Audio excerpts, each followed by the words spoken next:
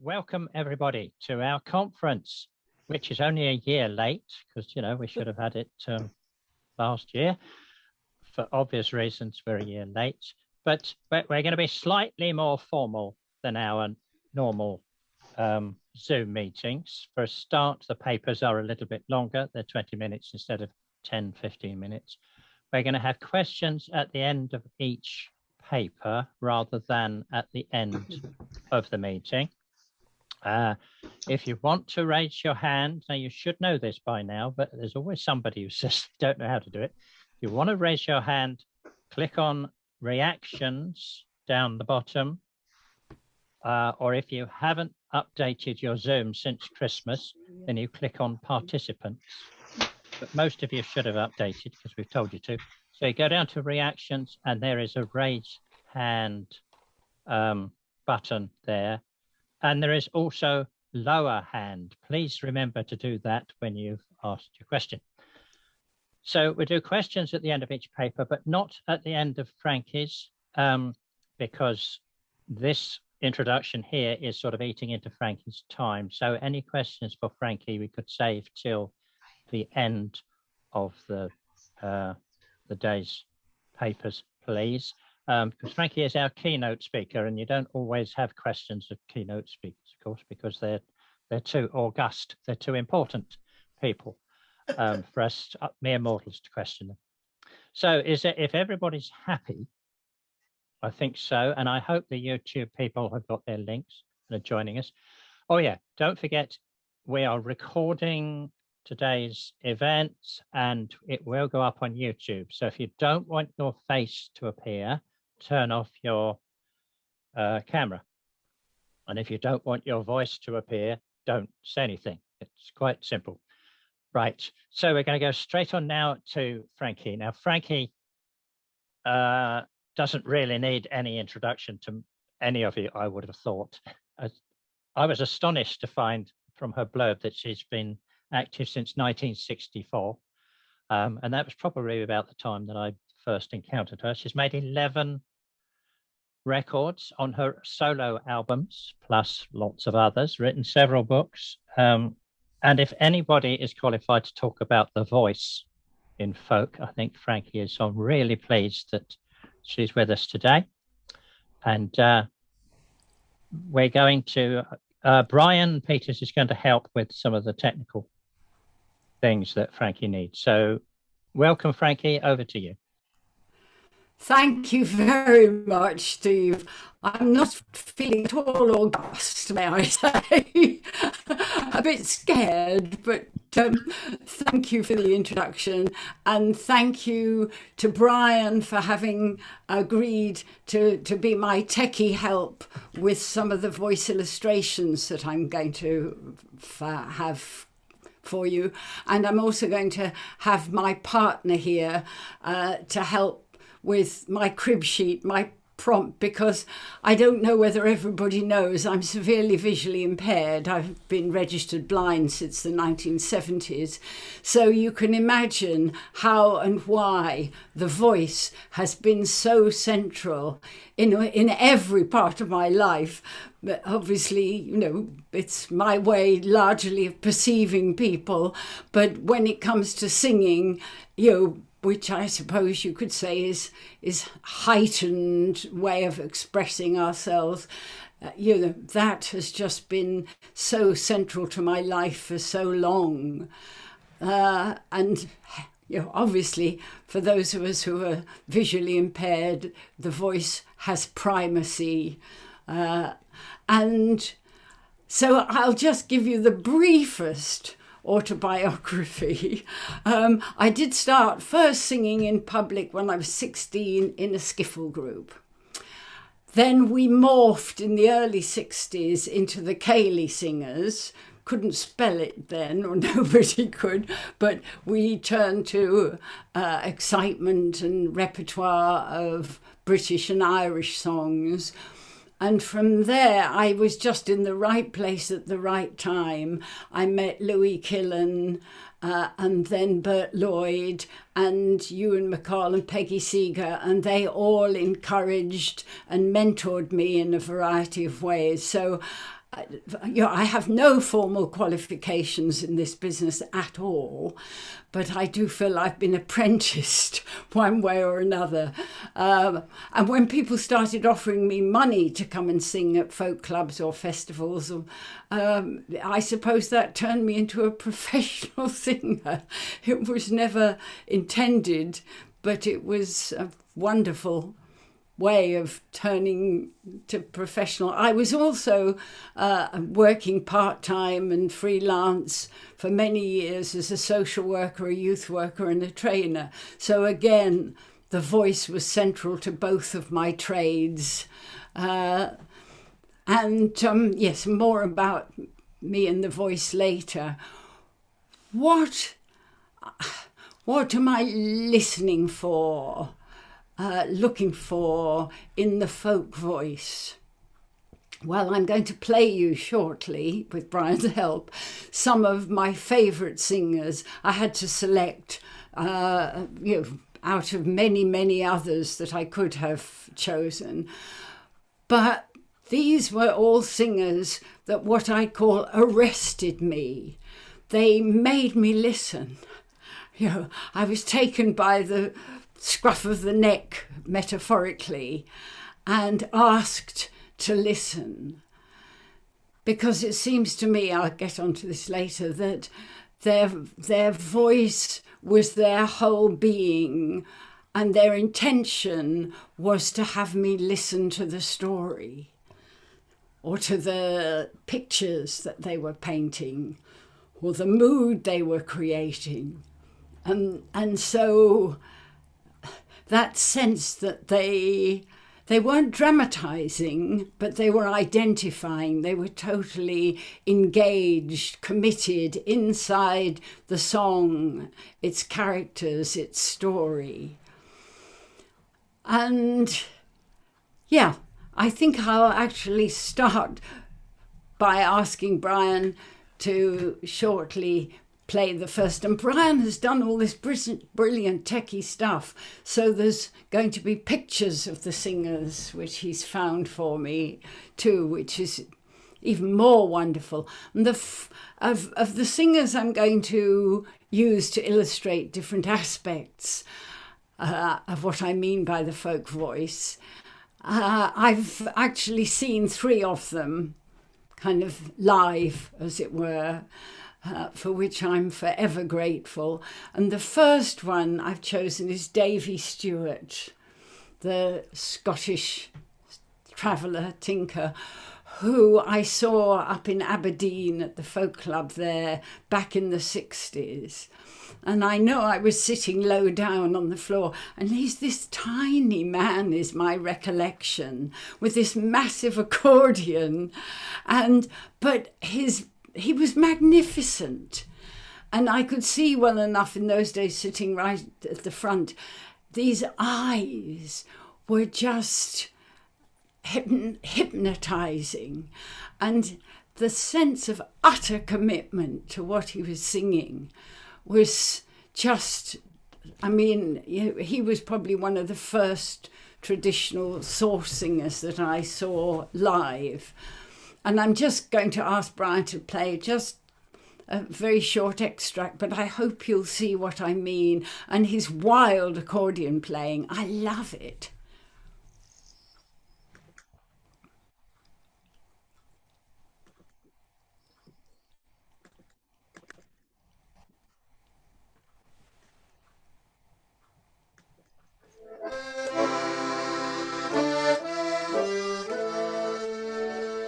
Another tear come make my dad. Need long and narrow, and my true love John died for me today, and I will die for him.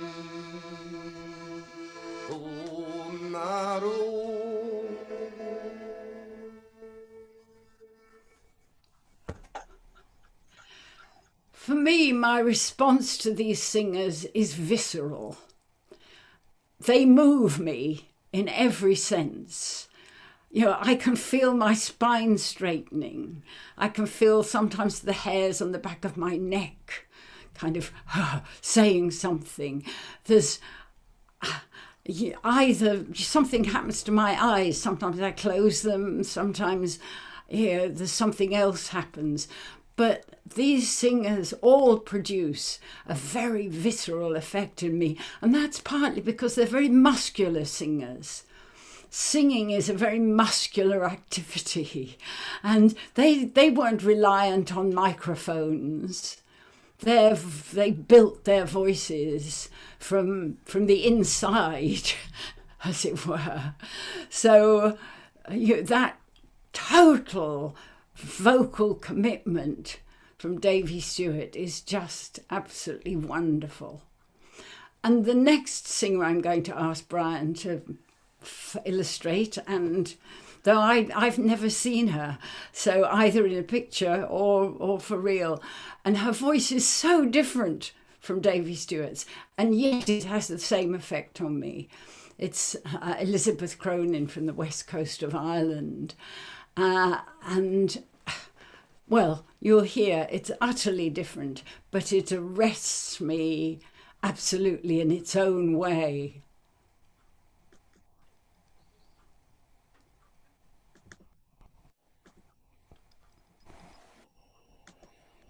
Lie down, you foolish son, and lie down and sleep. Where 'tis long ago our weary locks are waving in the deep. Come saddle me the black horse, the brown or the bay. Come saddle me the best horse in my stable this day. And I'll range over valleys and o'er mountains wide. I'll find the lass of arms, and I lie by her side.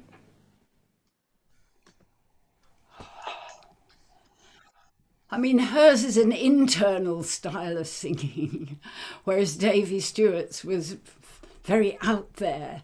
But they both have the same intensity. They both have the same demand on me to listen, to take in, to see the story, to take me on a journey. And so we've been to Scotland, to Ireland, now we're coming to England. And this is, again, a singer who had a big effect on me and my singing, although I don't think I've copied any of them as such, but I've used them to try and mould what I can do with a song. And so Phoebe Smith was very definitely one of those, a Romany. And this is her beautiful version. I love both the well-known versions of The Blacksmith, but of course Phoebe Smith was the one that Vaughan Williams used later for his hymnody. So this is Phoebe Smith.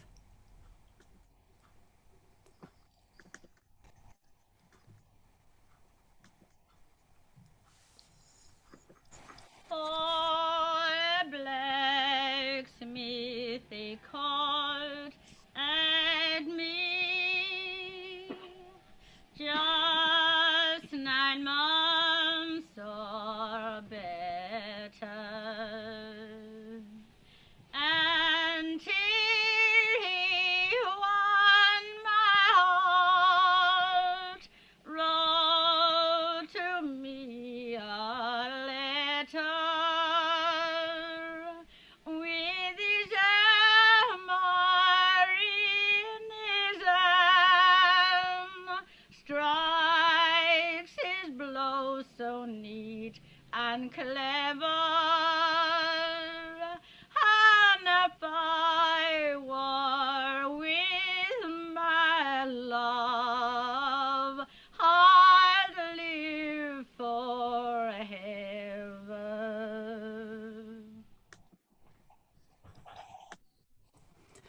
Again, a total commitment. I'm not sure age itself is a factor, but a sense of life lived, experience that gets poured into the songs. And the way she phrases and ornaments, she kind of twists. It's a very sinewy way of singing that she has, which again I find very arresting. And now we're going to down the road from where I am in Cardiff. Lizzie Higgins, sorry. Oh, sorry, Darian gave me the wrong prompt, I'm afraid. We're going back up to Scotland and to another singer, Lizzie Higgins, Jeannie Robertson's daughter. Did she have a good mentor? And I did see her. And again, I was sitting near the front. And I mean, it was almost, you could almost touch the resonance coming off her. She has just the most extraordinary quality. And yeah, I mean, I just found her and her mum both what I call monumental. And this particular, the song that Lizzie Higgins is singing, McCrimmon's Lament, just the refrain is enough to kind of tear at your heartstrings. I just feel I respond to these singers, you know, in a way with both head and heart and guts, the kind of, and the whole, as I say, visceral. So just listen to this voice.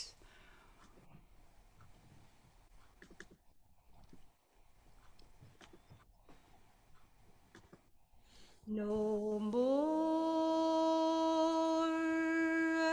no more, no more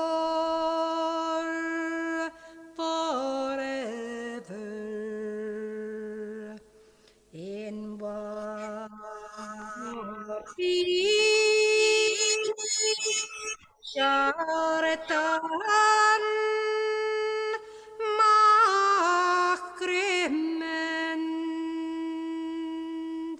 No more, no more, no more forever shall our go. Bring back my friend.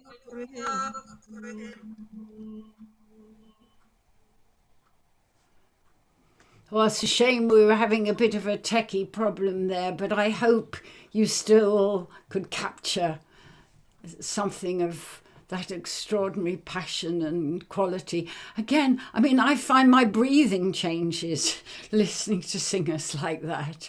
It absolutely affects it moves me. So now we are going down the road from Cardiff, where I am currently, to the Gower, to one of my favourite singers, another of my favourite singers, Phil Tanner.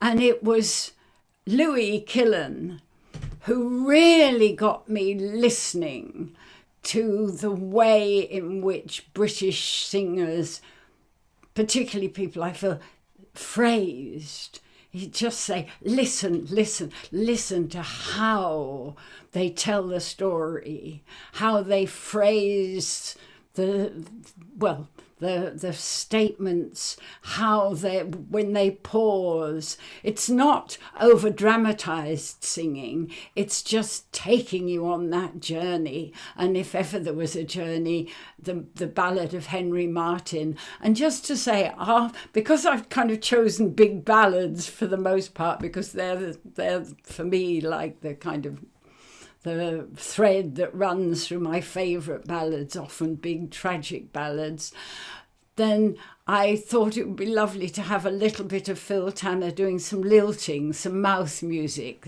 He does the Gower reel lilting after the last two verses of Henry Martyn, the piracy ballad.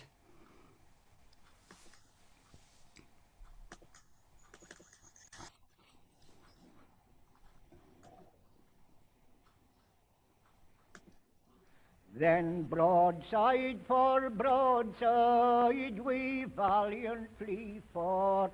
We fought for 4 hours and more, till at last Henry Martin gave her a dead shot, a dead shot, a dead shot, and down to the bottom she goes. Bad news to you English heroes. Bad news we have fought for. Then up your red ships sunk off the land, off the land, off the land, and all of your merry men drowned.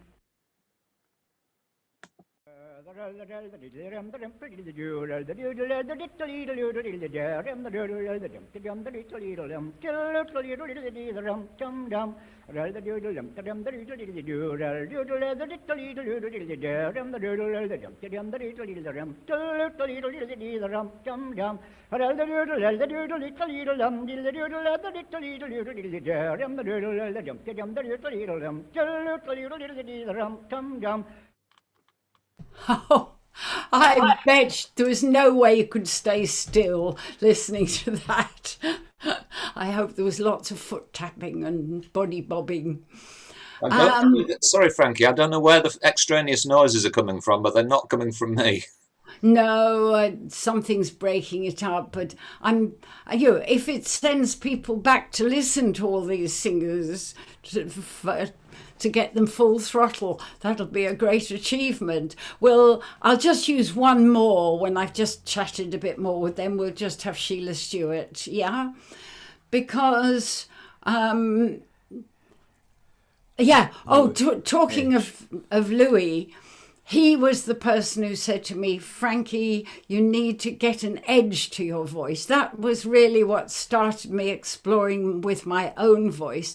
Obviously, I was still having too round a tone from my school choir, which I probably sadly took into the skiffle group. I was absolutely passionate about the singing, but it was listening to some of these singers that made me really start to experiment with my own voice.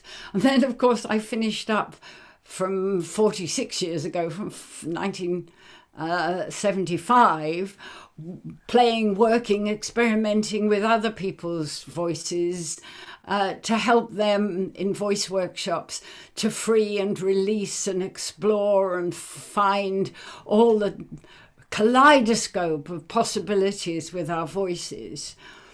But it means that over 46 years of running singing workshops, I have listened to and thrilled at the probably thousands by now of moments when somebody has released their voice, when they've taken off the brake, when they've let the full expressive committed voice come through them. And when that happens, what happens to them? The sense that something profound has changed for them. The number of people, I'm not boasting because all I do is give them permission and some ideas. It's them that always take the opportunity to risk, which is what it is, to expose what all these singers are doing too, to expose some kind of truth coming through them. And I know those are tricky words for researchers, but I'm going to stick by my subjective judgments. They've stood me in good stead. And just last week, a woman said to me, Frankie, when that happened to me, it felt as if I came home to myself. Now I found that a pretty moving and pretty wonderful thing. I'm getting moved by it because that's what the voice can do. The voice is the bit that comes from inside us. And if we can mold that with the truth of a story or an emotion with a song. After all, many people have said that music is the language of emotion. It's what can start when words can't do the job for us anymore, which is why always talking about the voice is quite a challenge, which is why, thank you, Brian, we've had the voices. Now, Sheila Stewart, who I did know, as a person as well as a singer, and one of the most powerful songs, the Ballad of Andrew Lammy, based on a true story. And hopefully the techie will be on us side, but if it's not, go and find Sheila Stewart singing Andrew Lammy.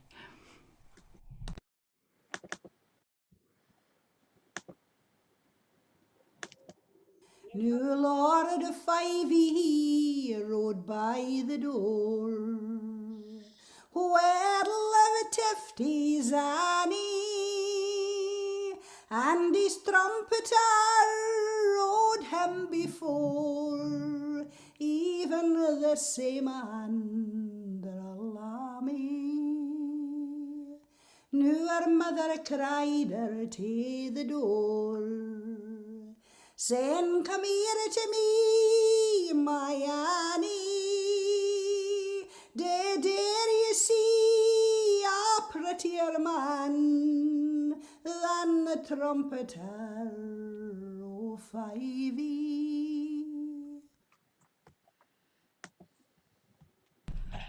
Oh, I mean, Sheila's voice just cuts through me. I mean, she could sing all kinds of songs, but again, I guess, amongst the ballads, it's often the big dramatic stories, which, again, she wasn't dramatizing, but she was bringing to life the tragic and true story of Andrew Lammy's daughter, Annie.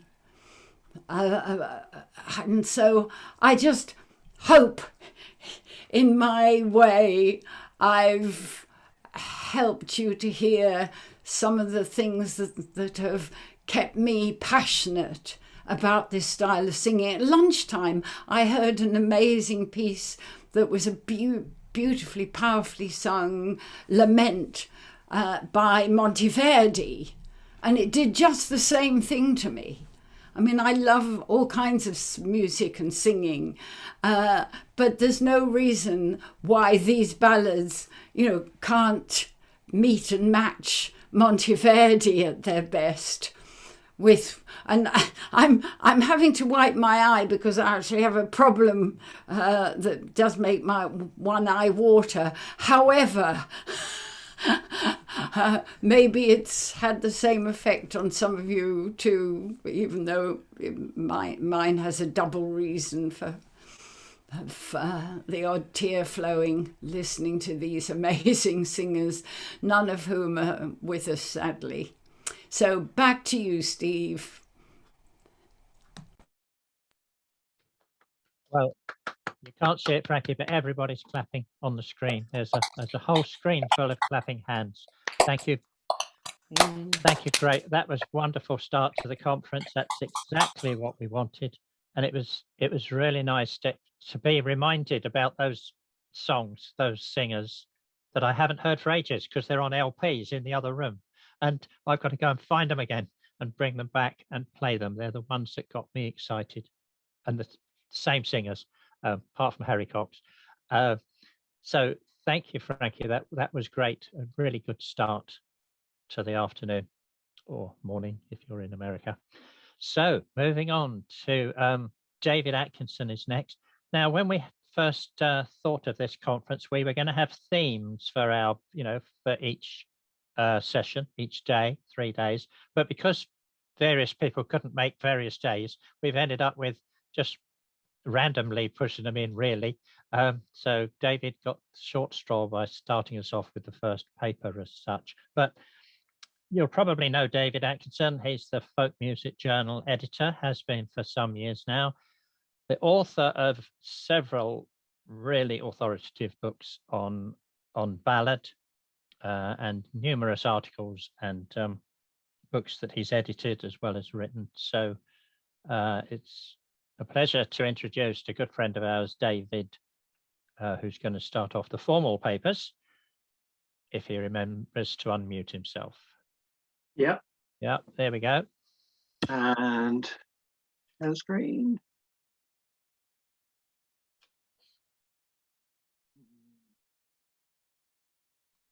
Yep, so we have that. Okay, is that all right? Yes, that's fine. Okay, right. While there are many ways of approaching the idea of the folk voice, an underlying question with songs of all kinds is, who is speaking? To whom are we listening? Or to complicate the question, which persona is addressing us at any given moment? As Aristotle has it, in lyric, the poet speaks with his or her own voice. In drama, the author is present only in the voices of the characters. In narrative, the poet speaks partly through impersonal narration and partly by assuming the voices of characters in the story, which is Homer's way. In drama, there is usually more than one persona, and it is not difficult to separate them out from the voice of the author. Ballads are sometimes described as dramas in miniature, and a little of the complexity of drama is apparent there too. Take a simple song like Barbara Allen's Cruelty, where the dramatic content of what is a very simple narrative derives in large part from the fact of different personae, each competing to present events from their own perspective, to tell the story in their own voice. In the space of the first two stanzas, the poetic voice elides from first-person protagonist to third-person narrator. In Scarlet Town, where I was bound, there was a fair maid dwelling, whom I had chosen to be my own, and her name was Barbara Allen. All in the merry month of May, when green leaves they was springing, this young man on his deathbed lay for the love of Barbara Allen. Barbara Allen also speaks in the first person, but sometimes refers to herself in the third person. Her friends emerge briefly as a collective persona, embodying a societal slant on her behaviour. The final stanza reverts to the third person narrator. In a way, these shifts of perspective are fairly obvious, but while ballads are often described as telling a story objectively, to identify the different personae to which we are listening is to bring out the inherently dramatic quality of the ballad and to destabilize our own perspective upon it. The voices within songs can be shifting and elusive.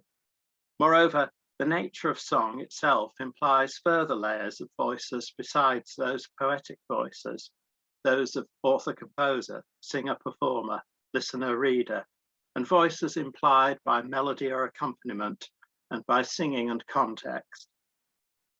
It's largely in the field of popular music studies and aesthetics that some of these further layers have been brought to the fore, particularly through elaborations of and variations on the idea of persona.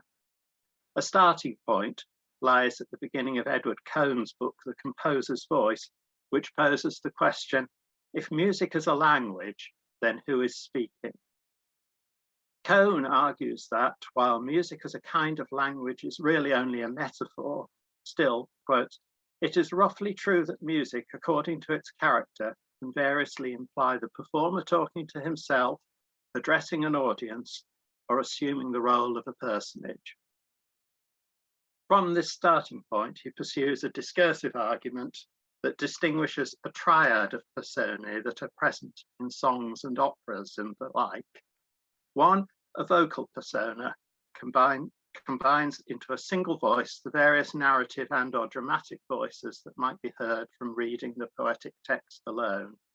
Two, a musical persona, which is heard through melody, vocal expression, and accompaniment. And three, a complete musical persona inferred from the interaction of the other two. Cohn can be criticized for ignoring both the performer and the listener, and his schema is undoubtedly responsive to the sweep of Western musical history and the romantic ideal of the great composer. Matthew Gelbart maintains that early pop and rock music was likewise widely read as the product of a romanticized individual protagonist composer, capable of embodying the audience's self-identification as a community of youth, for example. But that by the 1970s, that myth of subjective integrity was being exploded, in particular by David Bowie with his constant self-reinventions. The question, to whom are we listening, has therefore become every bit as pressing for pop and rock as it is for opera and lieder, or for folk songs. Alan Moore posits that the answer to the question, to whom are we listening, is, quote, the singer. That is to say, not so much the singer as subjective individual, but the singer as a projected persona. Moore goes on to describe a triad of distinguishable components in the construction of the persona to which we're listening, so that his singer bundles together, 1, the performer as a real person, 2, a performance persona created by the performer's style and by techniques of sound engineering, and 3, the protagonist, a figure within the song. It is not entirely clear until a little later in his exposition that Moore's persona encompasses, besides the other things just listed, not only the words, but also the melody of the song. This leads on to a further distinction between the persona and the environment within which, or against which, the persona is apprehended, giving rise to the term personic environment. For the present purpose, environment can be taken as broadly synonymous with accompaniment, texture, harmony, structure, etc. Both of Moore's elements, persona and environment, are thus rather different from Cohn's vocal persona and musical persona, but they contain elements of each. Moore's environment is in part indebted to Eric Clark's distinction between content and technique in popular songs, which in practice is a distinction between words and music. The content or subject matter of a song is embodied in the words. Technique, on the other hand, encompasses all the other constitutive parts of a song which help shape the way the content is apprehended. Having established this distinction, Clark borrows from film studies the term subject position to describe the way in which the listener's perspective on content is constrained by technique. Specifically, quote, the way in which music solicits, demands even, a certain closely circumscribed response from the listener by means of its own formal operations. The subject position may, for example, cast the literal content of a song in a serious or an ironic, authentic or alien, disbelieving or humorous light. These then are 3 examples of approaches that separate out the different voices, both actual and inferred, that are implicated in the presentation and reception of songs, and then suggest some possible answers to the question, to whom are we listening? With their different perspectives in mind, here is a working list of some of the things not only that channel voices in songs, but also that mediate the way those voices are heard. So, poetic persona, personae, singer-performer, author-composer, melody, accompaniment, iconography, setting, context, audience, listener. As a long legacy of folk song scholarship confirms, words and the poetic voices to which they give expression are central to the experience of folk song. Critical approaches to the words of songs, however, have not always been very sympathetic. Mark Booth argues that song texts are qualitatively different from poetry. Instead, he suggests that songs collectively sustain what he calls a state of experience, which provides a documentary insight into the culture that produced them. This is certainly true so far as it goes and accords with sociological approaches that find in song words the reflection of a prevailing social ethos, 1950s romance, 1960s hedonism, and so on, and also with mass cultural critiques of popular song, which focus on the banality of words that reinforce the sentimental ideology of capitalist societies. Yet the words of pop songs were regularly published in magazines such as Record Songbook and Smash Hits, and they continue to appear on websites. Daniel Kavicki's work with Bruce Springsteen fans describes the ways in which individual listeners appropriate the words of songs for themselves. Equally, it is not difficult to think of types of song where the verbal content cannot simply be dismissed as banal. In genres such as hymns, carols, and religious songs, lieder, musical theatre, Gilbert and Sullivan, French chanson, rap, satirical, political, and protest songs, singer-songwriters, some of them. The philosopher David Davis argues that literary merit per se is the wrong criterion, that instead the verse should be judged on its capacity to combine expressively with music, measured with respect to things like sonic relationships, tonal qualities, and metrical properties. But the problem remains unsolved because composers still want to set texts with great semantic resonance. Whether folk songs really are any different from popular songs in terms of the attention their words demand from the listener/reader must remain an open question. The similarity is certainly more apparent when we turn from narrative ballads to some of the more lyrical folk songs. I Live Not Where I Love, for example, offers little, if any, narrative development, but it does begin with a common folk song technique, the Come All Ye and Kip It, which involves an elision of the voice of a conventional first-person narrator into that of the song's protagonist. Come all ye maids that live at a distance, many a mile from off your swain, come and assist me this very moment, but to pass away some time, singing sweetly and completely songs of pleasure from above. My heart is with him altogether, though I live not where I love. After this stanza, the song is given over to the protagonist persona. Simon Frith writes that in pop songs, quotes, words are the sign of a voice. Song words are heard in someone's accent.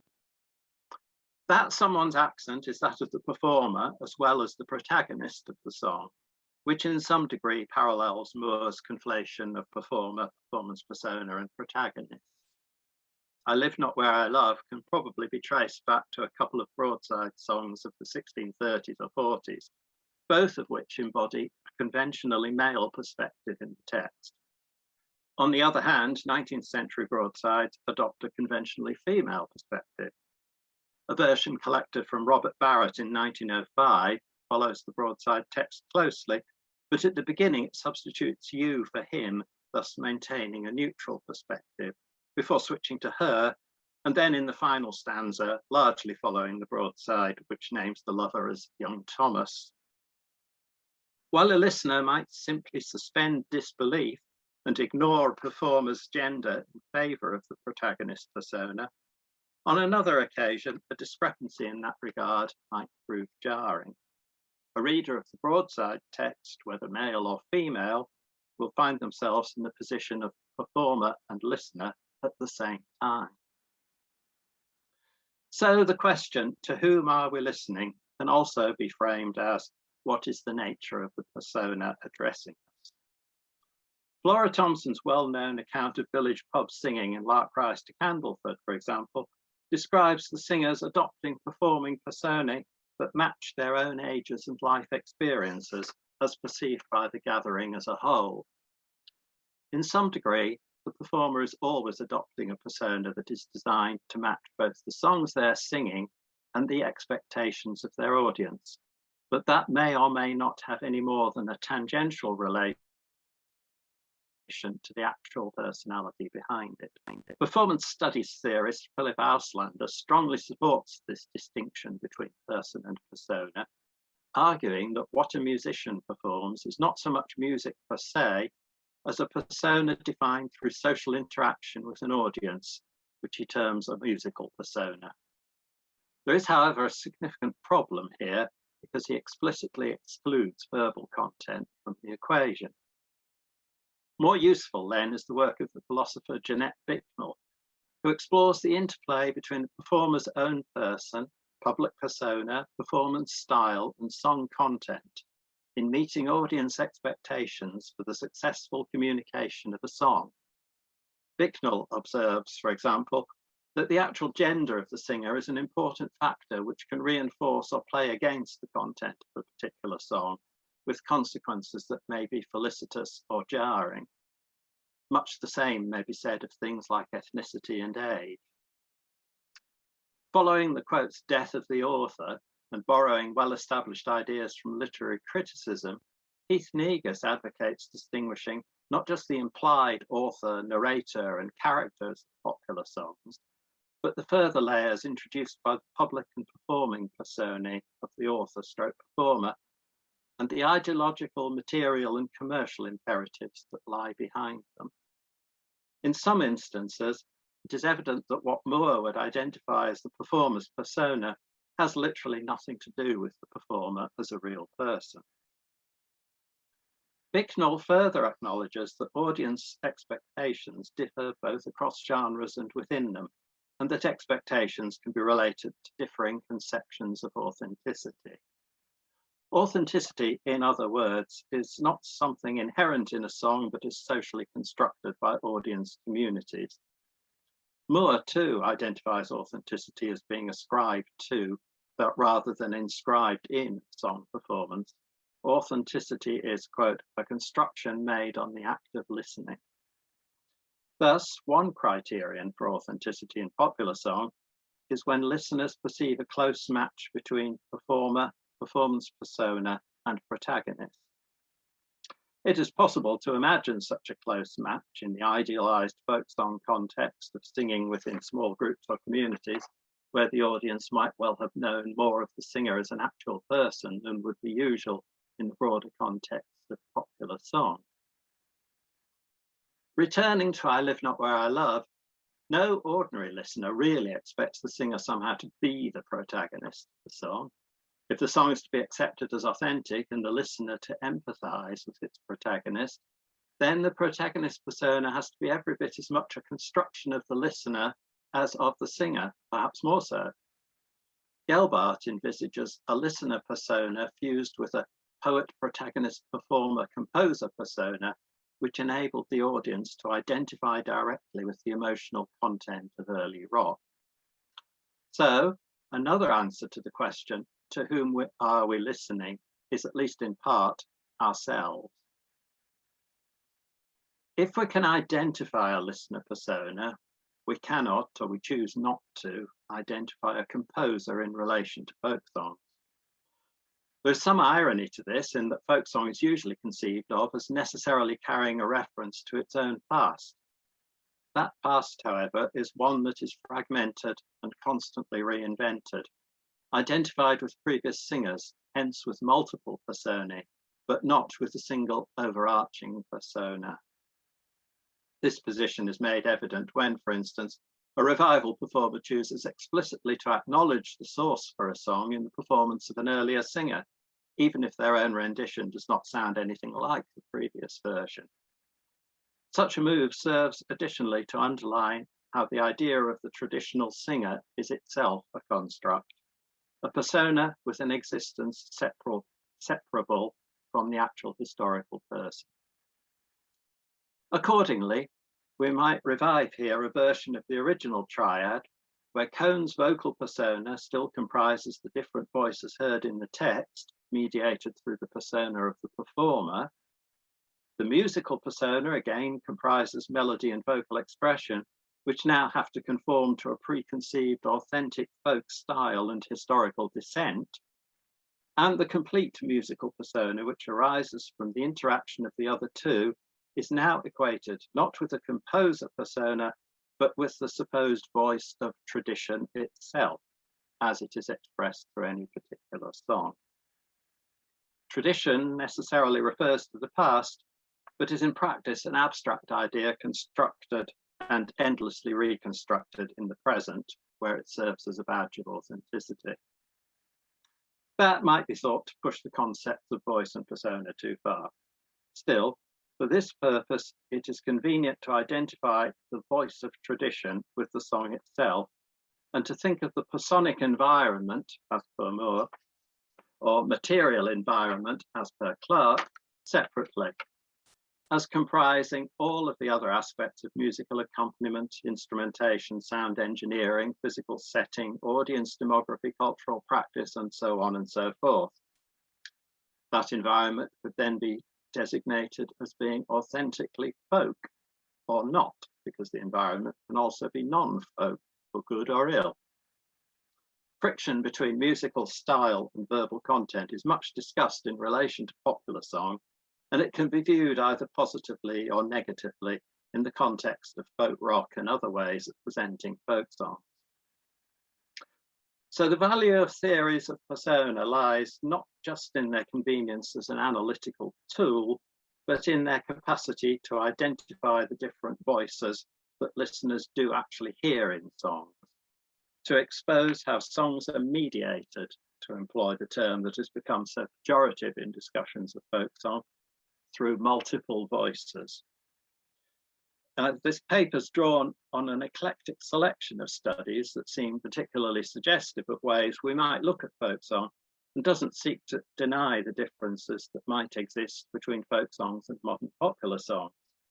It does, however, seek to encourage the listener, and for that matter, the singer, reader, scholar, or general enthusiast, to answer the question, to whom are we listening, in a more complex way. The folk voice, as it is heard, is not a unity, but a construction and interplay of different voices coming from different places. Thank you. Thank you very much, David. You want to unshare your screen? Yeah. So that we can all see everybody. Everybody's clapping their hands. Thank you very much. We don't often have papers at TSF that start off with Aristotle and Homer. We should have more. We should have more indeed. If anybody has any questions, we do have 5 minutes, maybe even 10 for questions or comments. Don't forget you do that by raising your hand down in reactions. But I could start off by just saying, when I do evening classes on the history of English folk song, one of the questions that's always asked is, was there a difference between men and women songs? You know, did women sing men's songs and did men sing women's songs? And some of the collectors do mention this a bit. But I noticed recently that the Foggy Dew, which is definitely a man's song, you know, when I was a bachelor, I lived all alone, I hauled her into bed. That was sung by women, not as much as by men. Maybe 10% of the collected items versions are from women. So that's an example really of the persona being, well, the singer persona and the persona in the song, I've forgotten the jargon, sort of jarring. Or doesn't it matter to those? It's simply that it didn't matter to those singers. It's, I think, well, it's a question of whether it matters to the singers, but also whether it matters to the audience. And if there's a kind of conventional agreement that a man can sing a woman's song or vice versa, that's fine. But you can think of popular songs where it would be very jarring.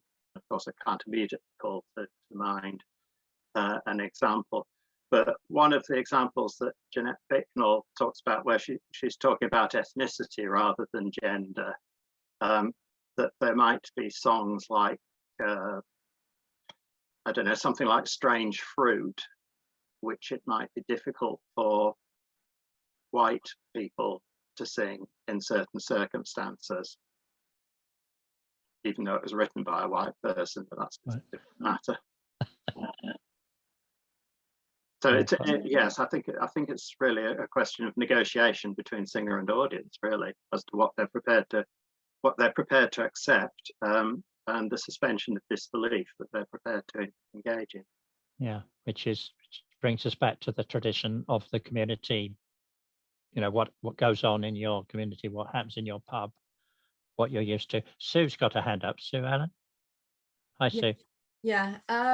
First of all, thanks for an amazingly rich presentation. So many layers and so quickly delivered. I didn't get it all down, and I hope you're going to publish it at some point, somewhere. Oh God, sorry. It's my son. I'll ignore him. But what at some point you mentioned a particular, I've forgotten who it was, differentiating between poetry and songs.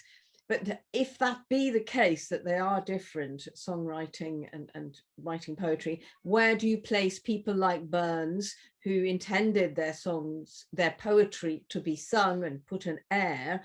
And where then would you put Dylan, who won a Nobel Prize for Literature as a songwriter?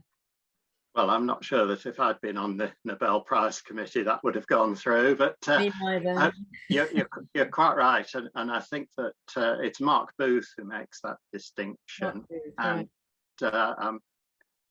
it's not really a distinction I'm terribly happy with at all. I see really no reason. He also says that that the main purpose of poetry is to read into the poet's own emotional state and so forth, which seems to me a quite limited and very romantic view of poetry. I mean, it rules out the Canterbury Tales or Paradise Lost for a start.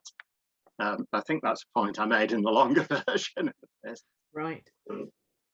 Yeah, so good question, Sue. Yeah. I hope you're publishing this. Well. Yes, the ballad partners are already asking if we can publish it.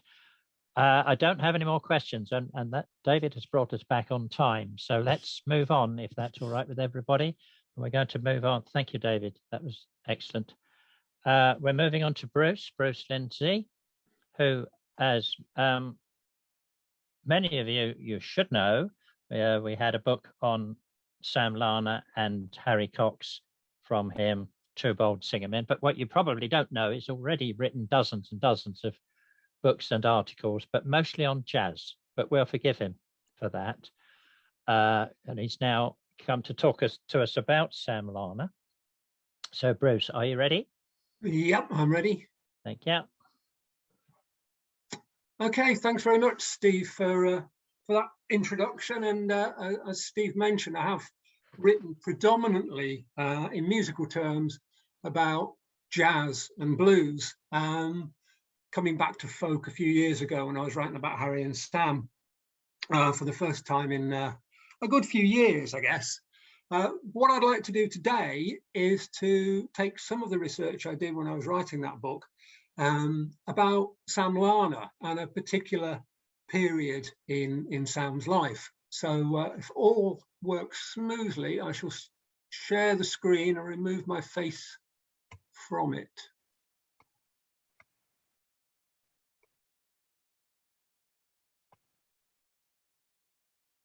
Okay, so is there a stereotypical backstory for English traditional source singers? If so, it probably revolves around them singing at home or singing at work or singing in the pub, maybe even in church.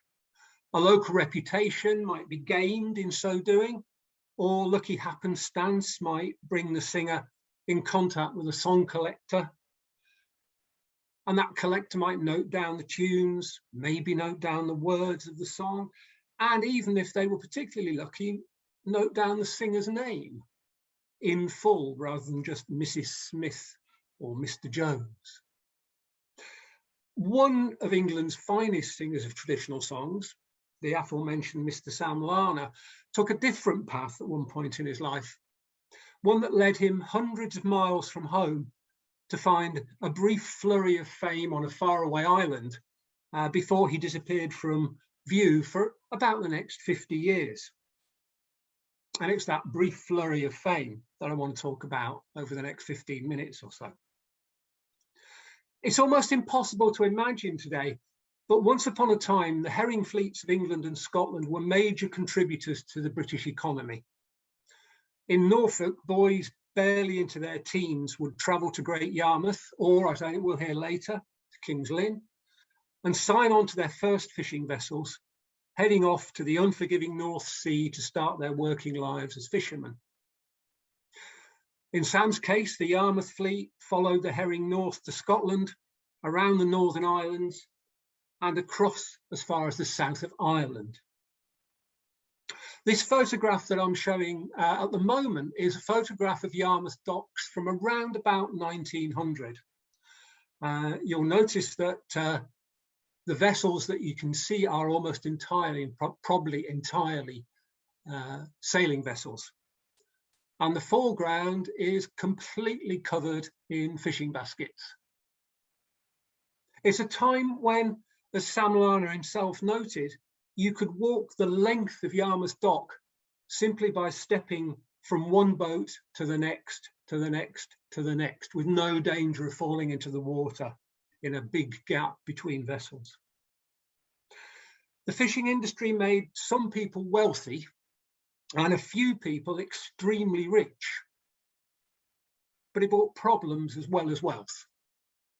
In Yarmouth, those problems were so bad and so concerning that policemen would patrol in threes, and they would wield truncheons in both their hands as they broke up fights between fishermen and arrested drunk crew members on their nights on shore.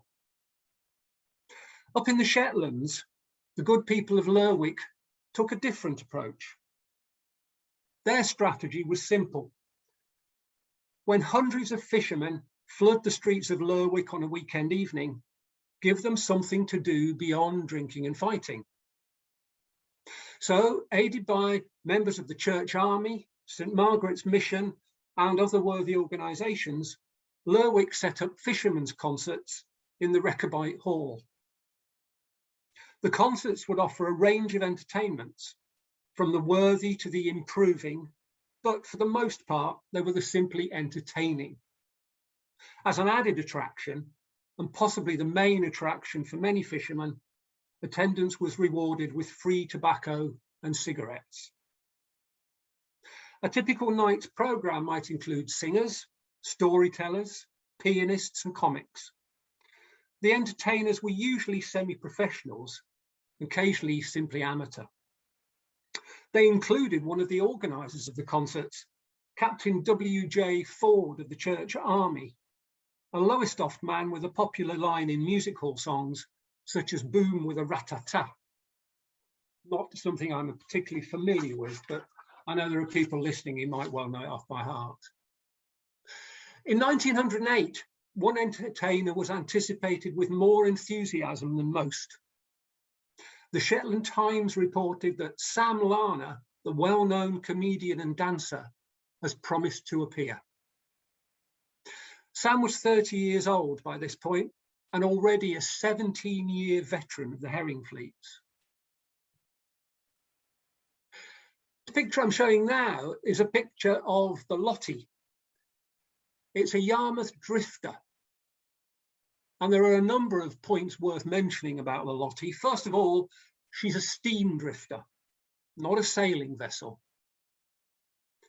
She was the first steam drifter, as the caption says underneath, to be owned by a Winterton fishing vessel owner. And she's the first steam vessel Sam Larner ever signed on for. And if the caption is to be believed, I have no reason to believe it's not, but the gentleman in the middle of the crew lined up on top of the Lottie there on deck is Sam Larner. Number 5 from the left or from the right in that crew of 9. Now, Sam remembered signing on the Lottie as his first vessel, but generally he didn't spend more than 1 or 2 seasons on each individual vessel out of Yarmouth. And the YH there is indicative that it is in fact a Yarmouth vessel. Now, Sam started singing as a small boy when he sung for the small groups of tourists who visited his home village of Winterton. On the fishing boats, he learned songs from crewmates like his uncle James Larpin Sutton, who sang for E.J. Moran a few years later. Where and how Sam developed his dancing skills is unclear, as is the genesis of his abilities as a comedian. But by the time he took to the Rechabite Hall stage, he clearly had both talents. Sam's first recorded appearance on the Rechabite stage was on 25th of July, 1908, when he was crewing the 32, another steam drifter. And he appeared on a few more occasions across the summer season that year. In later life, he told Ewan MacColl, Peggy Seeger and others that his greatest success was in 1907, but this is likely to be a slip of Sam's memory, as the Shetland Times doesn't mention him in that year. Sam impressed the audience immediately, as well as going on to impress the competition judges and the local newspaper reporter. Even though the audience, hundreds strong at these concerts, was mostly composed of Sam's fellow fishermen, it would still have been a tough crowd. The Yarmouth boats may have been on Sam's side come what may, but the fleets from other ports along the English coast, as well as the Scottish boats, would have had their own favourites. The talents and charisma needed to win over the audience were not present in every performer, but Sam seemed to have them.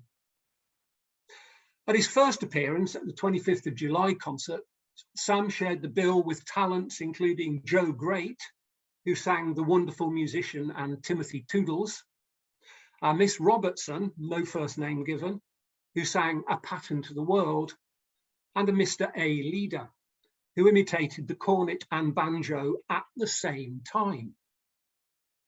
Despite such stiff competition, Sam gained an encore when he sang Butter and Cheese.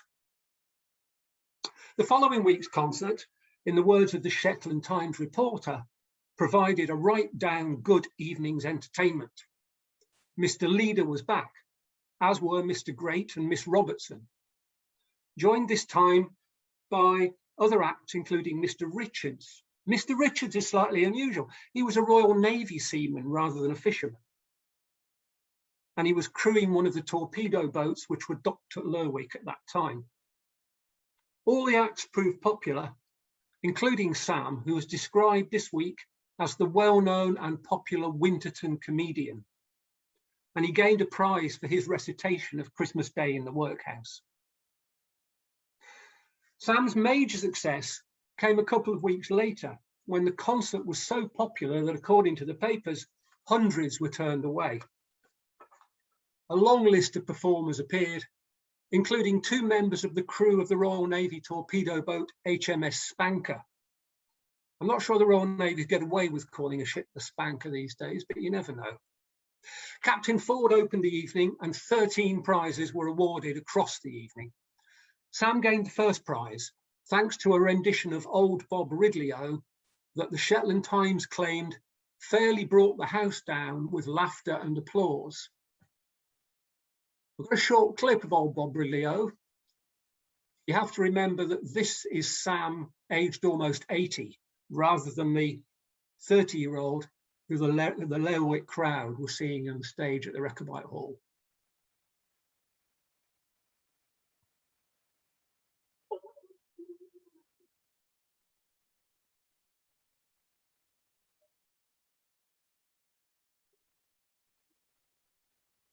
We don't have any sound, Bruce. Okay.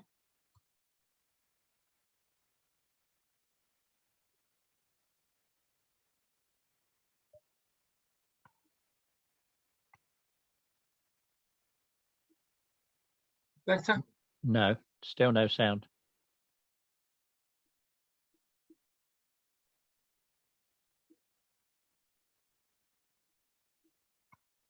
No sound at all?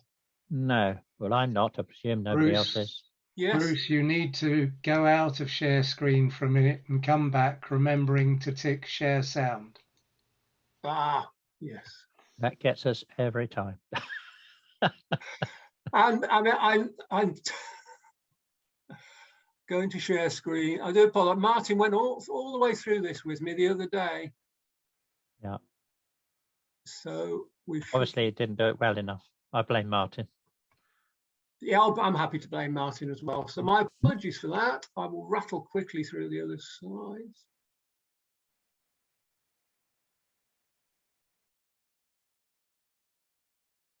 E-I-O, and a young bone little dick, all I'll sing you a ditty. I'm just from home. Sorry, it's just not playing at all now. Well, we had a few seconds. Oh, well, let's carry on regardless. Okay.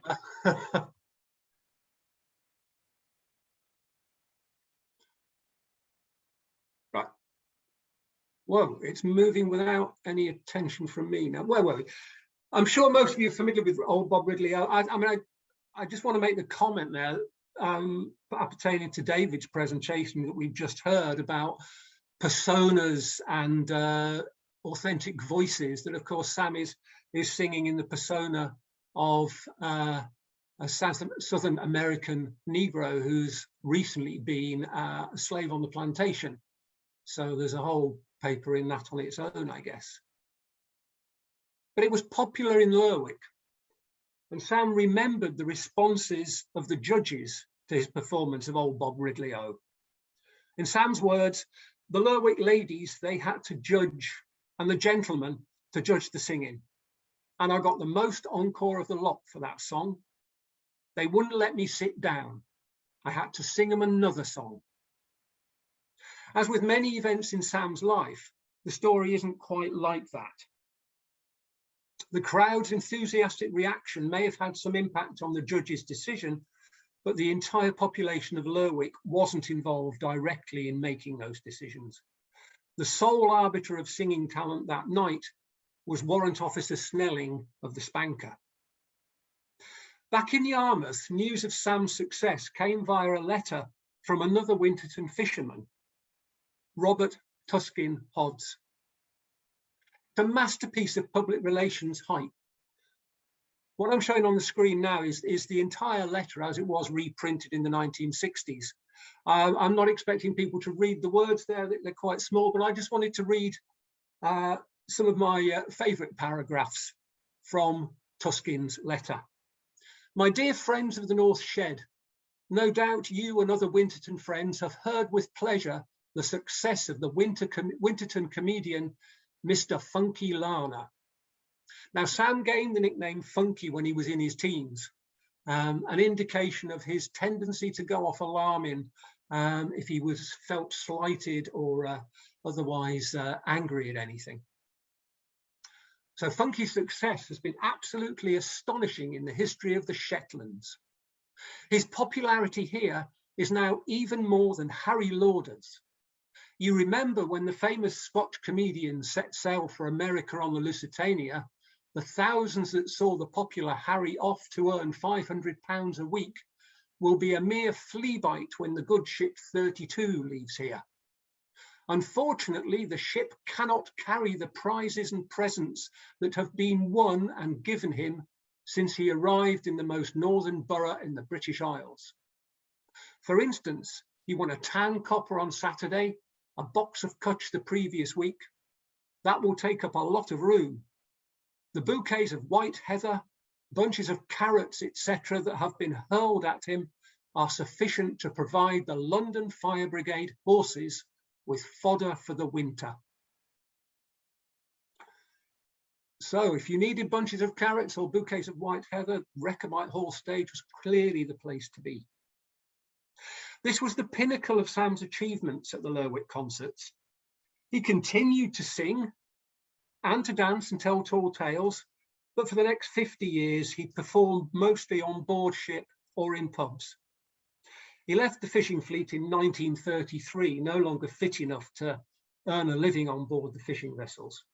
And back home in Winterton, he held court at the Three Mariners or the Fisherman's Return and performed at various local dinners and events, but never came close to the crowds of hundreds that watched him perform in the Rechabite Hall.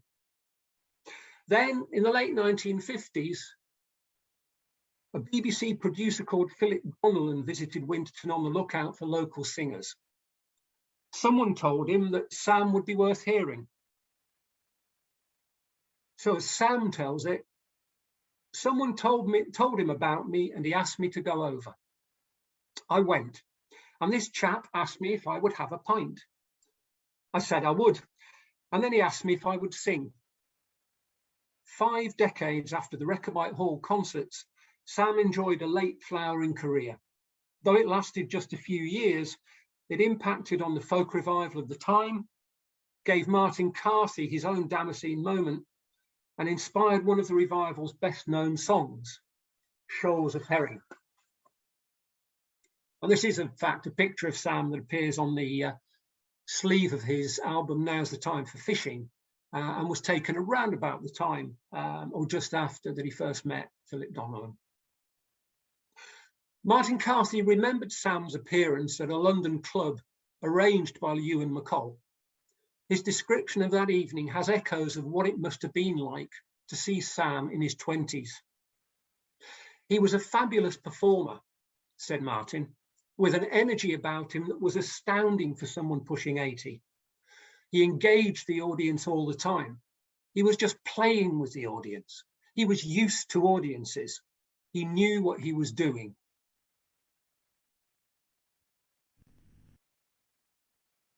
I'll leave you with that blue plaque, which is affixed to Sam Larner's cottage in Winterton, I presume, to this day. Just as a reminder about the fisherman and folk singer who lived there and was featured in the BBC Home Service radio ballad, Singing the Fishing, winner of the Prix d'Italia Prize 1960. With apologies for messing up Sam's performance earlier on, thank you very much. Thank you, Bruce. That was excellent. Thanks very much. Thank you. Now we do have time for questions or comments. As always, I'll start off while I'm waiting for hands to go up. The old Bob Ridley-O would presumably have been a dance routine, and I would suspect that it was the dance that went down. I mean, the song itself isn't particularly praiseworthy. It's not that clever or anything. But if he was doing the standard minstrel sort of dance routine, I suspect that's what would have wowed the audience. Yes, I mean, I think what wowed the audience was Sam's performance rather than the song. Yeah, I mean, if I'd got it right and I'd managed to play a little bit more of that recording of Bob Ridley-O, at the end of one verse, Sam does pause and then say, and then they all step. Ah, right. And which I think is crucial to how he saw the song very much as song and dance. You know, Brian Gowditt, the folk club organiser and singer from North Walsham, just a bit further away from me in Norfolk, calls Sam Norfolk's first song and dance man. And I think there's truth to that, that it was the performance as much as the song itself that wowed the crowd in the Rechabite Hall. And I love the idea of them throwing carrots. Yeah. I mean, I wouldn't take everything Tuskin Hodge wrote as gospel either. But who could make that up? I mean, why would you make that up? Indeed. But it's interesting that when Sam died, a couple of the obituaries claimed that he had been for a time in the London Fire Brigade. And yet the only reference anybody I knew who ever met him could find about the London Fire Brigade and Sam was that letter from Tuskin Hodge, written in 1908. Wow. Well, I'm afraid we don't have any questions. Yes, we do. Doc. Doc and Jill. Yeah.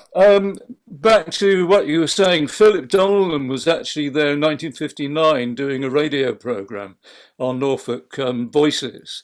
And he said he was in the pub and suddenly the pub emptied. Everyone ran out. A maroon had gone up. And he wondered what happened. He jogged down to the seashore and found all the men were pulling in a boat, you know, hauling in a boat by rope.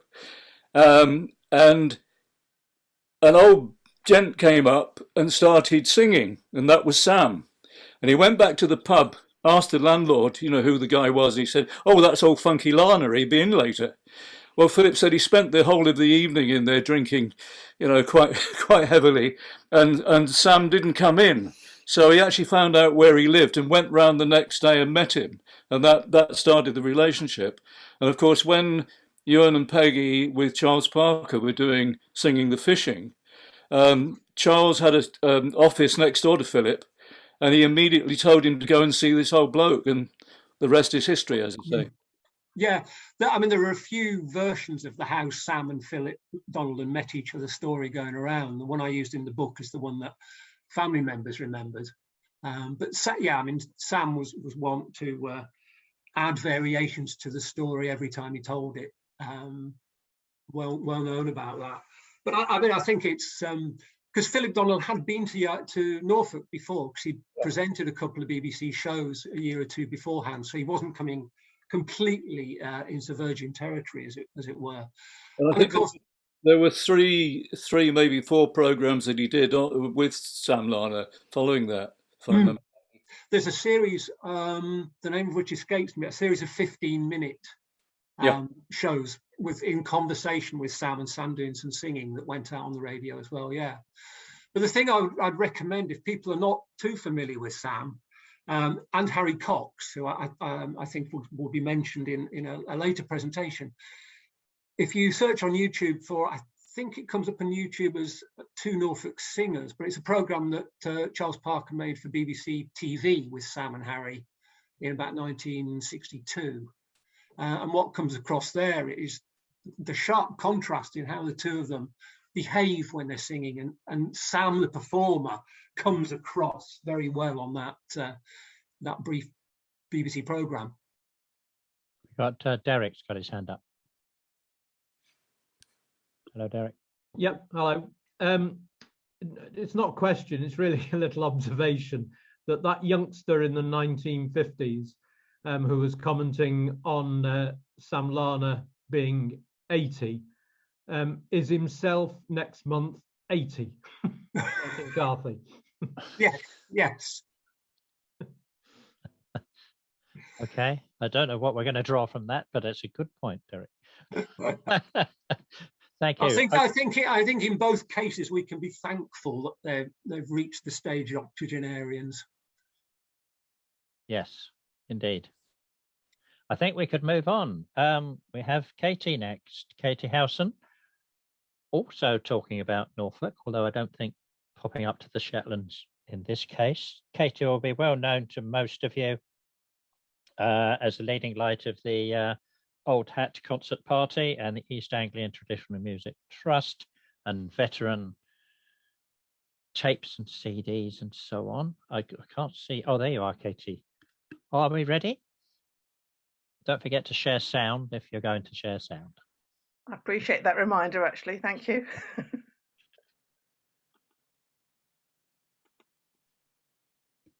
You got the screen? Yes, we have. Fine. Just be with you in a second.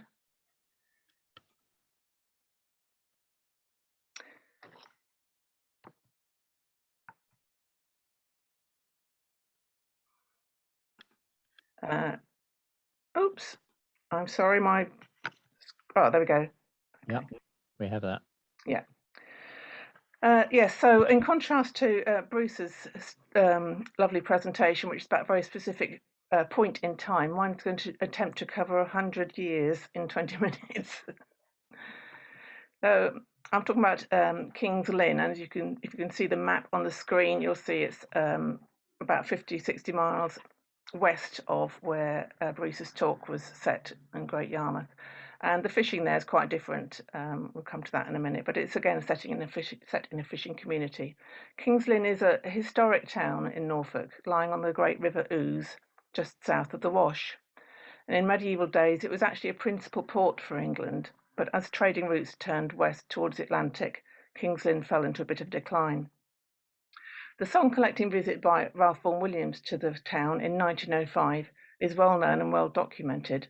But in King's Lynn, we're fortunate to have evidence from other periods as well. And in this talk, I'll consider some aspects of singing in the town around the time of Vaughan Williams' visit, and also look at an early period, roughly 1860 to 1890, and a later period, 1955 to 1967.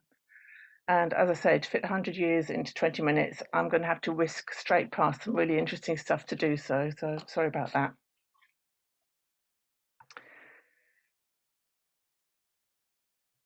On this map of the town that's on the screen at the moment, the important thing to note is the situation of the north end, the old fishing quarter. And as I say, the fishing here was quite different. They weren't so much involved in herring fishing and going up and down the coast, but inshore fishing, mostly in the wash. So the old fishing quarter is indicated by the large red circle there. It's just north of the town centre, indicated by the yellow rectangle. Now, all good stories are supposed to start at the beginning, but I'm actually going to start in the middle, chronologically speaking, by referring first to Vaughan Williams' visit. This is because his work has helped to define what we think of as folk song, and in the swirling waters of 100 years of popular song, it will give us a rock to cling to when we lose sight of the shore.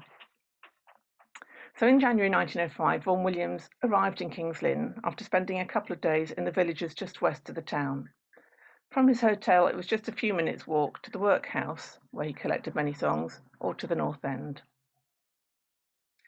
The North End was a densely populated network of streets and yards. These ran at right angles to the streets and were packed with terraced cottages sharing a communal water supply. Most of the people who lived in this self-contained enclave were large fishing families established there for centuries. They were independently minded, insular, and not known for the welcome they extended to anyone from beyond their tight-knit community. Whitening Yard, where you can see on the right here, was home to Lowell Benifer, of whom more in a moment. And towering above these narrow streets and yards is the lofty spire of St Nicholas Chapel, and it was the curate there, the Reverend Alfred Huddle, who introduced Vaughan Williams to some singers amongst his congregation and community, where he collected 47 songs from 8 singers. In the well-known image on the right here, the Reverend Huddle is seated on the right, with 2 of Vaughan Williams' singers. On the left is Joe Anderson, and standing behind them with the wonderful Gansey is James Carter, known as Doogie, who sang The Captain's Apprentice, which directly inspired Vaughan Williams' own compositions, and he clearly felt that here he had found some of the true ancient melodies he was in search of, sung by authentic folk voices. In a lecture in Norwich in 1910, it was reported that Vaughan Williams had the good luck to find a good many sailor songs in Norfolk, chiefly King's Lynn. These he came upon by pure chance. After visiting the country places around and getting nothing, he was about to leave the district in despair when a curate in King's Lynn, that's Huddle, asked him if he would like to see the fishing people in the North Town. He said he should, and he was taken into some of the worst slums he had ever been into in his life. He was there very forcibly reminded of the fact that the appeal of the folk song was to the ear and not to the nose. Instead of going away, he stayed for a week. He met some very hard-working and very poor fishermen, and they sang to him when they could get away from their work. He noted down 76 genuine ballads in 1 week. And the newspaper reported he got a lot of applause at that point. Well, today I'm going to bring to your attention just one of the lesser-known singers whom he met. This is Lowell Benifer, who might be thought quite insignificant, as Vaughan Williams collected only 2 songs from her, Barbara Allen and The Banks of Sweet Dundee. She very possibly knew more, but it must have been a challenge to find the quiet needed to notate her songs, as she had a large young family, including 3 children under the age of 4. She was atypical of Vaughan Williams singers, being much younger than the average, just 40. The Banks of the Sweet Dundee, in which a woman murders 2 menacing men without incurring any punishment herself, may have seemed particularly relevant to Lowell. Before she was married, she and her parents and older sister had been found guilty of the manslaughter of a neighbour following a domestic argument in the yard where both families lived. Unlike the woman in the song, however, Lowell was sentenced to 8 months in jail in Norwich Castle.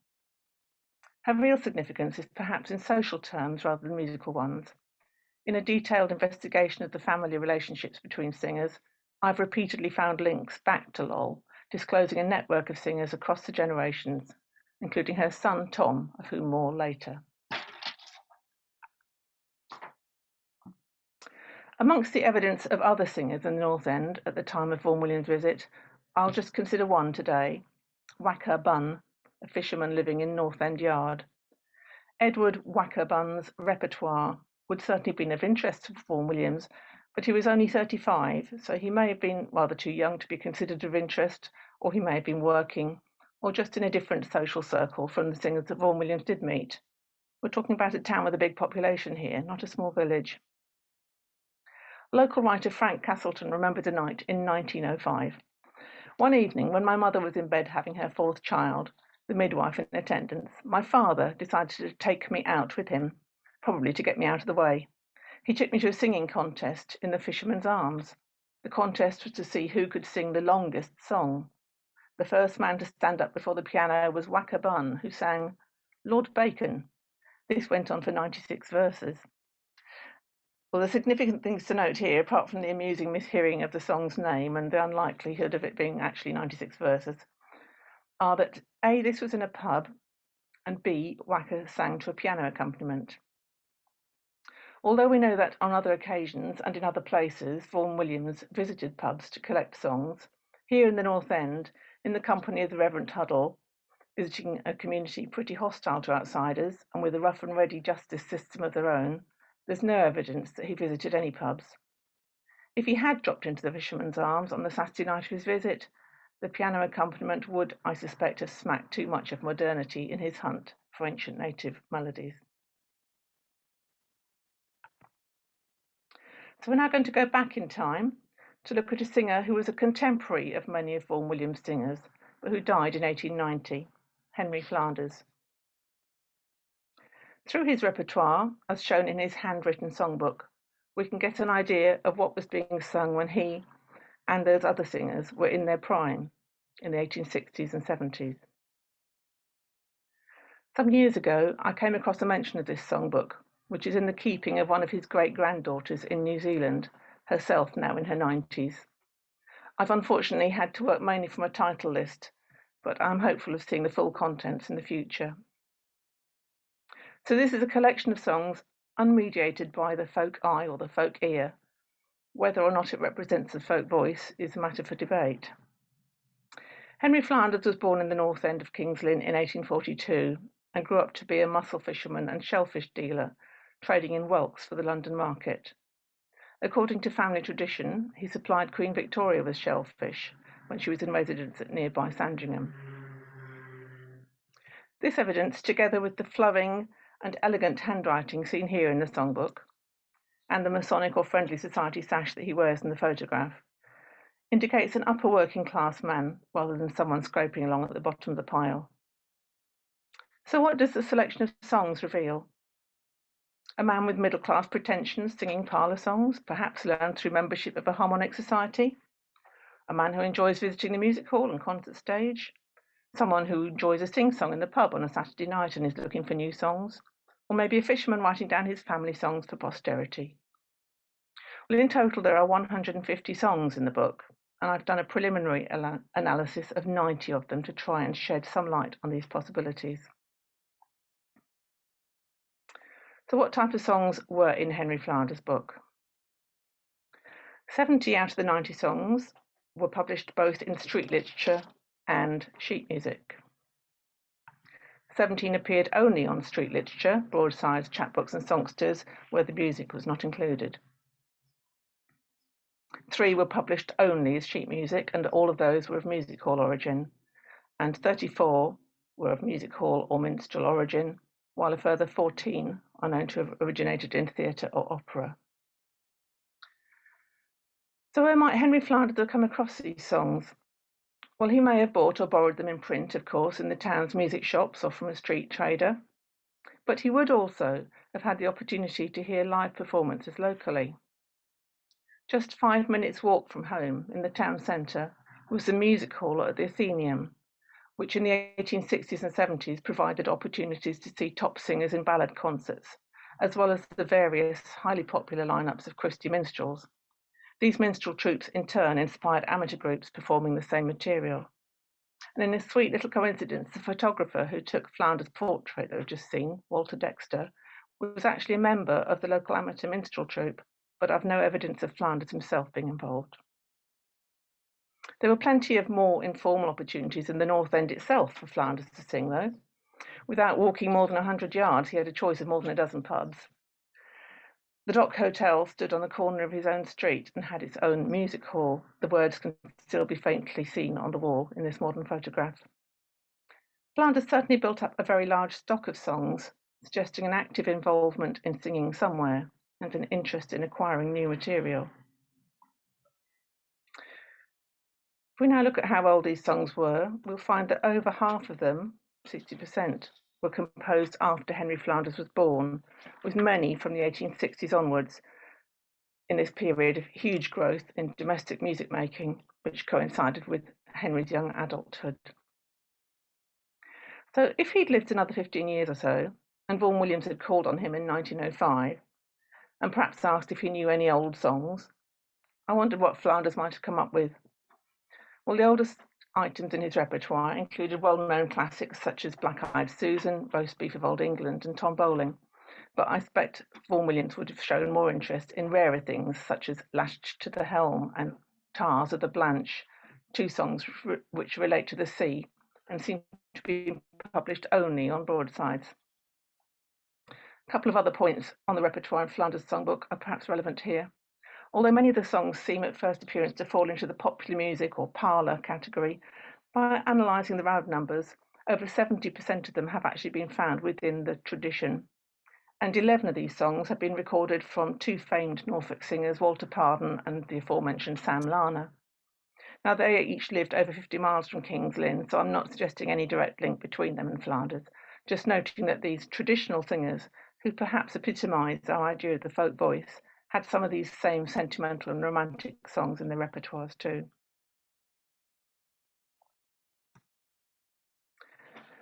For this last section, we're leaping forward to the 1950s and 60s to the smallest collection of songs. However, at least for this sample, we have a better idea of both what the singers sounded like and where they sang. These come from two sources: written accounts of a recording session for a BBC radio programme made by John Seymour and Francis Dillon in 1955, and private recordings of singing and interviews made by Mike Herring in 1965 to 67. In 1955, the Lynn News and Advertiser of the 8th of July recounted in lively prose the details of a radio recording made in the Tilden Smith in the North End, a pub frequented by the fishing fraternity. The programme was to be the first in a series made by the writer and broadcaster John Seymour of Self-Sufficiency fame, about his travels around England by boat. Seymour wasn't a focused collector of folk songs, more what may be termed an accidental folklorist, although he sang himself and frequently mentions traditional singing in his writings. The newspaper report gives a good flavour of the convivial atmosphere, and I'm just going to read you a little excerpt here. The first song came from 89-year-old Charlie Fish, the oldest fisherman in Lynn. The microphone was thrust before him and he started away on the first line of Old Johnny Booker. Then there was a flash as someone took a picture of him and Charlie stopped abruptly. "What the was that?" he snapped. "Never mind about that, keep on singing," said Francis Dillon. "Never mind about it, I nearly broke me braces when it happened," complained Charlie. The next rendering was given by 70-year-old Tom Benifer. There was something almost Churchillian in Tom's stance as he stood there, cap pulled low over his eyes and jaw thrust aggressively forward. His bulk was tightly clad in a blue crewneck jersey, dungarees and carpet slippers. He sang, "I'm a harum-scarum fisherman hailing from King's Lynn town." George Smith was next, with golden slippers and the drunken sailor.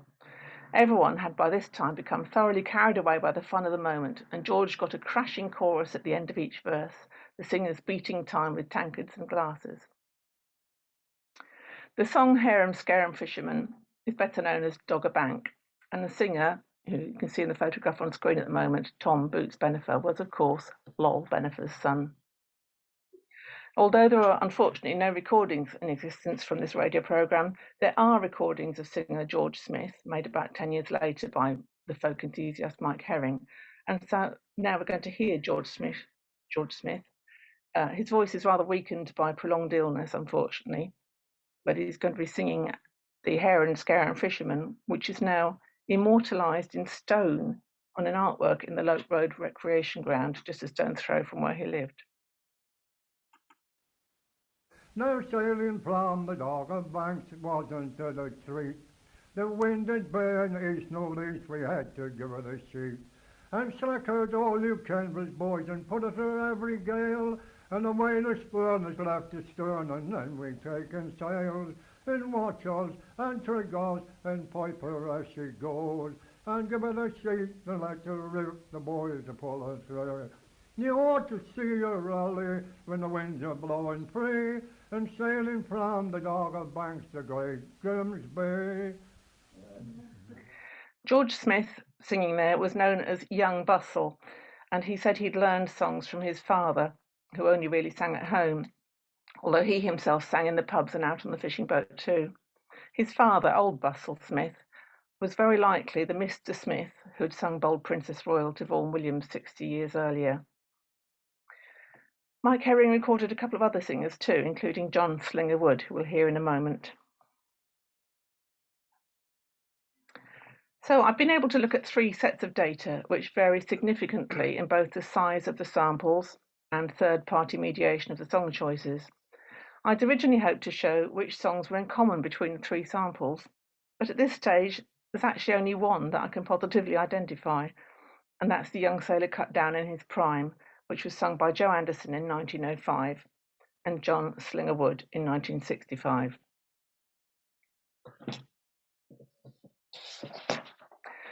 Wood only moved to King's Lynn after Anderson had died, and he lived in a different part of town, so he could not have learned it directly from him. As you'll hear in a moment, Wood sings Messmates, where many versions have shipmates, suggesting that he may have picked it up when serving in the Royal Navy as a young man.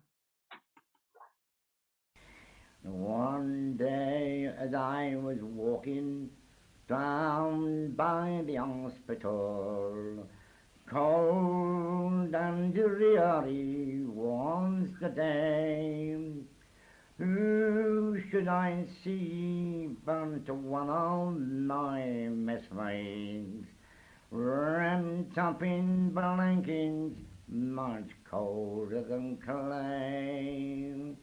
We'll beat the drums o'er him and play the pipes melody.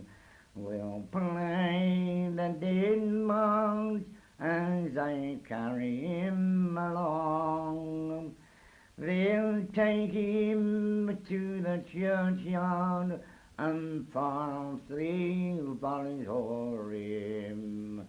'Tis only a young sailor cut down in his prime. In view of the lack of shared repertoire, I decided instead to compare the 3 samples by song themes, and I put them into 7 categories: C, patriotic or heroic; tragic, comic; romantic love; sentimental; and crime. As you can see in these comparative charts, the significant differences between the collections are the huge amount of sentimental songs in the Flanders Songbook, the complete lack of comic songs in Vaughan Williams' collection, and the complete lack of romantic songs recorded in the mid-20th century. The themes of the sea and heroicism were found across all periods. The reasons why the singing repertoire should appear to be so different are not easily explained, and as these are relatively small, disparate samples mediated in different ways, they don't really allow for meaningful analysis of chronological change or stand up to scientific scrutiny. And perhaps we shouldn't be too surprised at the apparent lack of continuity shown here. Vaughan Williams himself remarked in a lecture at the King's Lynn Festival in 1952 that folk song appeared to be something personal rather than local, which ran in families. And although I know of a number of members of the same families who sang, evidence for their actual repertoires remains scant.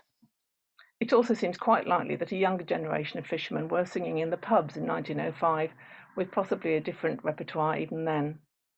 And it's relevant to note here that in addition to the more widespread social transformations brought about by 2 world wars, the north end of King's Lynn suffered another devastating change in the 20th century, the whole-scale demolition of most of the housing and all but one of the yards in a slum clearance programme starting in the 1930s, which of course broke up the community significantly and would have mediated against the passing of songs down the generations. Amongst the many cottages and houses in the old North End, there had been numerous small pubs, perhaps allowing for the diversification of the singing community.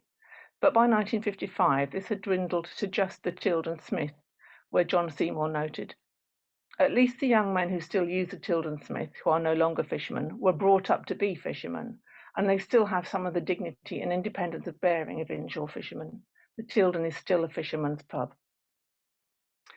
So 50 years after Vaughan Williams' visit, John Seymour evidently felt that he too had found a folk voice in King's Lynn, albeit expressing itself through a very different set of songs. And I've now done that folk thing of looking back to an older generation, as the most recent of my samples is now over 50 years old. So perhaps someone will come along and study the songs and singers in the pubs and clubs in the town in the early 21st century. Now, 2022 sees the 150th anniversary of Ralph Vaughan. Oh dear. 2022 sees the 150th anniversary of Ralph Vaughan Williams' birth. 2 new books about his visit to King's Lynn by Elizabeth James and Jill Bennett and Caroline Davison are in preparation. There's more information about all the Vaughan Williams stuff on my website, katiehowson.co.uk, and lots of details about all the other aspects of singing in King's Lynn, which I've just recently written up, is on my other website, unsunghistories.info. I'll put the links in the chat. Thank you very much. We're done. That's great, Katie. Thank you. Excellent. Oh, we had a hand up already. I don't have to ask my question then. Sue, you got your hand up.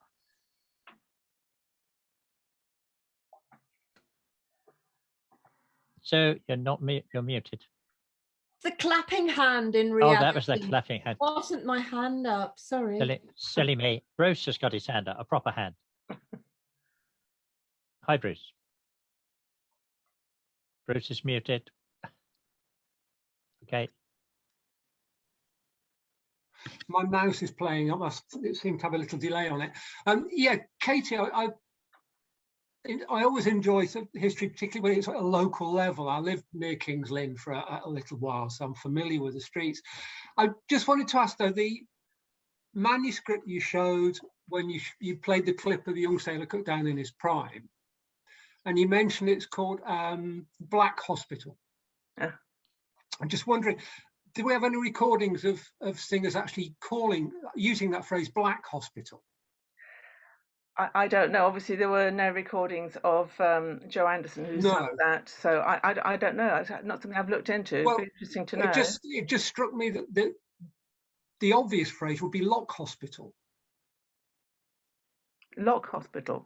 Lock hospitals treated sexually transmitted disease. Oh, right, okay. Because it's often St James, isn't it? And bizarrely, the workhouse and the hospital in King's Lynn was St James, so you would have expected him to sing St James there as well. But I didn't know that about the Lock Hospital. Well, it might just be. I mean, I've seen manuscript trying to translate what some manuscript writing actually says. I mean, maybe it was a mishearing of Lock as well. But certainly Lock hospitals were, a Lock hospital was somewhere used to treat sexually transmitted disease. All right. I don't know if, I wouldn't have thought King's Lynn necessarily had one of its own, but I did used to work in St James's because it belonged to the National Health Service. Yeah. Probably still does actually, yeah. But say it may be Lock Hospital rather than Black Hospital, or it may be again one of these shifts in understanding as things go through. Yeah, a lot of the broadsides have Lock Hospital, right. But it's such a well-known song that it, as I was walking down by the Royal Albion is another common one, but Lock Hospital seems to be one of the older, places that's mentioned. And you're right, they were what we used to call VD clinics, I think. They were indeed, yes. I worked in one of those as well. Not what they're called anymore. John Baxter, you got your hand up? Yes, I have no reflection on the treatment of venereal disease. That's good. So we can move swiftly on. I just wanted to comment on the earliest period that you looked at, because it may be reporting bias, but there are quite a lot of reports in newspapers from the 1860s on of the sort of penny reading concerts and smoking concerts and sort of things that were organised by the local vicar. So there's quite a lot of evidence of repertoire in that period in that part of the country. So it may be just because that's what the local newspapers there reported, and it was happening everywhere. But it is a useful resource. So I don't know if you've looked at that. and I don't know if some of the names that you've mentioned may actually be in the reports of those concerts that you can dig up. Yeah, I did have a brief look, but I have to confess that was fairly late on in the, like last week. And as you know, it takes longer than a week to trawl through all the newspaper references to penny readings, even in one town. So I did have a quick look at one or two sample years and didn't find anything, I have to say, in King's Lynn, although I've come across them in other areas of Norfolk, certainly, yeah.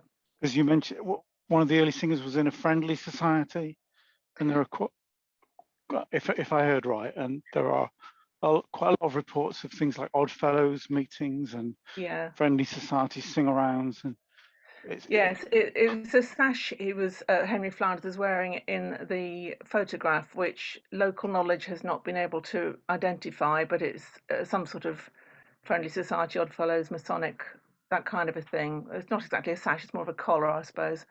But yeah, there's a lot more to be done. I've only just started on it, really. The feeling. Yeah, I think that one of the things you could think about is I have a trouble with manuscripts, songbook manuscripts, in that we don't know if Henry Flanders wrote down those songs because they were new to him and he wanted to learn them, or he knew them already and wanted to preserve them, or for some other reason, like practicing his handwriting. in other words, we can't quite get to the reasons for writing them down, so therefore we can't really work out whether it was really his repertoire or the repertoire that he would like to have. A wish list for singing, perhaps. Yes. Yeah, I mean, I was wondering whether writing it down like that, without seeing the book itself, it's so hard to know. But I was wondering whether it's more likely that he would have used that to take it out of home and go and sing somewhere else, or whether he'd have used it within his own home. Well, you can't know. But I just thought, well, if his daughter had a piano or something, he would have looked over. He wouldn't have needed the songbook. Perhaps he did need to take it out, but I don't know. It's just, as you say, you can't get to that really. No, you sometimes can with clues within the book, not necessarily from the songs, but what order that the handwriting, the order it goes at. Was it all written out at the same time, or did he jot things down? Throughout his life and so on. So yes, you want to see the real. Yes, you want to get your hands on it. We do, and Steve knows this, but obviously other people watching don't. That this songbook, as I said, is in New Zealand, and we were in negotiations to have the whole thing scanned, but for reasons I won't go into, that's stalled a little bit at the moment. So, but I'm hoping we can do eventually.